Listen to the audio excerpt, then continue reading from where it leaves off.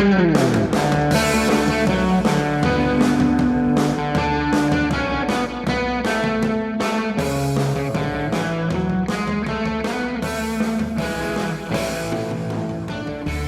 and welcome to the How to Live in Denmark podcast. I'm Kaysander Mellish. I know I promised to tell you about dating in Denmark from the woman's perspective this week, and I will. But first, I want to tell you a related story about a movie I saw this week. It was the latest in a long-running Danish series called Father of Four. The series has been running since the 50s, and as the kids grow up, they just replace them with new actors. Anyway, in this latest episode, there was a romance. The oldest sister, who's about 20, meets a handsome young man with a guitar. What struck me watching the movie was that the male romantic lead was visibly shorter than the female lead. I'd say at least a couple centimeters shorter, maybe an inch. Now, in Hollywood, they'd have that guy standing on a box to look taller, or have the actress standing in a hole to look shorter. But in the Danish film, there was no attempt to hide it. They had them walk side by side through a meadow. I have to admit, I couldn't focus on the love scene. I kept thinking, he's really short, or maybe she's really tall. In Hollywood or Bollywood movies, the male actor is taller because he's supposed to be in charge, the dominant figure. But that's not true in Danish romance. The man is not in charge. This means a lot if you're a foreign woman dating a Danish man. He's not a French man who will pursue you to the ends of the earth. He doesn't send flowers. He doesn't buy chocolates. He doesn't take you in his arms and kiss you until you're breathless. If you are a romance novelist, the Danish man is not your dream man. If you're a feminist, the Danish man is your dream man. He will cook and help with the housework. He will take being a father seriously, he'll spend time with his kids, and he'll take your opinion seriously. He doesn't force himself on you. In fact, you may have to force yourself on him, but if you do, he'll usually be very grateful. Why are Danish men like this? I've asked my Danish male friends, and they say they're reacting to Danish women. Danish women, they say, like to do things for themselves. They don't want some clown opening the door for them or helping them carry packages.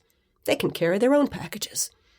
My Danish male friends say that after offering to be chivalrous a couple of times and getting turned down in a nasty manner, they don't want to do that anymore. So the Danish male approach is largely passive. They wait to see if the woman is interested. I get a lot of mail from non-Danish women trying to figure out if the Danish man they're dating is really interested in them. He's really happy when I call him, but he never calls me. I honestly don't know what to tell them. I mean, I come from a culture where men whistle at beautiful women they don't even know walking down the street. When I first moved to Denmark, I thought I'd stopped hearing whistles because I'd aged out of the whistle target group. But I've since established that beautiful young women here don't get whistled at either. Danish men do not want to offend women. Now, I'm a modern woman, and I like a lot of things about these modern men. But they can occasionally err a bit on the soft side. For example, a few weeks ago we had a big storm in Denmark, and it knocked down some large trees. Before the local government came to collect them, some people were sawing off bits for free firewood or to make furniture or, other arts and crafts projects. On our street, there was a very large tree down, and as I was walking by that Saturday, I saw a young couple trying to take part of it home. This small, slender young woman was sawing away at this big tree with an old-fashioned manual saw, while her boyfriend was just standing there, smiling, with his hands in his pockets. Now, I don't know what was going on. Maybe he had a back injury. He was about 25, so maybe he had a very youthful back injury. Maybe he was a professional hand model and couldn't risk his fingernails or cuticles on a messy metal saw.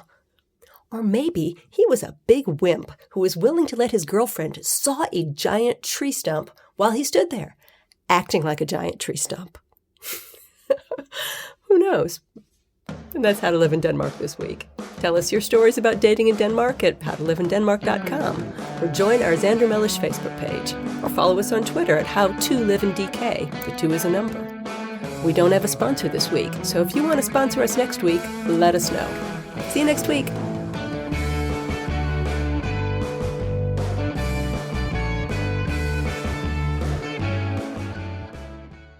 Remember, the How to Live in Denmark book is available for download on Amazon.com. You can read it on any phone or tablet. All you need is the Kindle app, and the Kindle app is free. The book's not free, but it's not very expensive either.